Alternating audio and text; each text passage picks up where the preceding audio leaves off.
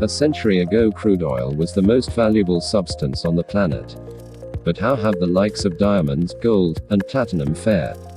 Plus, there are a host of other obscure materials you've probably never heard of that command a high price for the fact they're ultra rare, hard to extract, or valued for highly unique properties. But let's skip these things. I am talking about what is the most expensive things in this planet. Guess what? It's antimatter. Antimatter is the opposite of normal matter.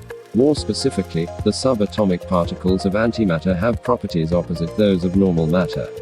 The electrical charge of those particles is reversed. Antimatter was created along with matter after the Big Bang, but antimatter is rare in today's universe, and scientists aren't sure why. When antimatter particles interact with matter particles, they annihilate each other and produce energy. This has led engineers to speculate that antimatter-powered spacecraft might be an efficient way to explore the universe. Antimatter rocket propulsion is hypothetically possible. The major limitation is gathering enough antimatter to make it happen. There is currently no technology available to mass produce or collect antimatter in the volume needed for this application. However, a small number of researchers have conducted simulation studies on propulsion and storage. Right now, antimatter, with a price tag of about $62.5 trillion per gram, is the most expensive substance on the Earth. The reason for antimatter's tremendous expense is easy to understand when you realize the technology involved in creating it. To make antihydrogen, the required antiprotons must be literally made one atom at a time using a particle accelerator.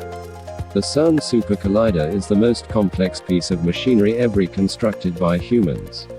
It took about a decade to construct, at a cost of about $4.75 billion. It is roughly 10 miles across and contains 9,300 magnets, all of which must be supercooled to minus 456.25 degrees Fahrenheit using liquid helium.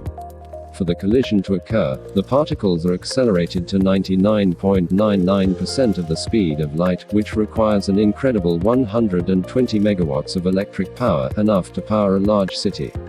The collider has a total operating budget of about $1 billion per year, with electricity costs alone running at $23.5 million per year. When you also consider the fact that it has been estimated to take 100 billion years to produce 1 gram of antihydrogen, you begin to see why the costs are so high.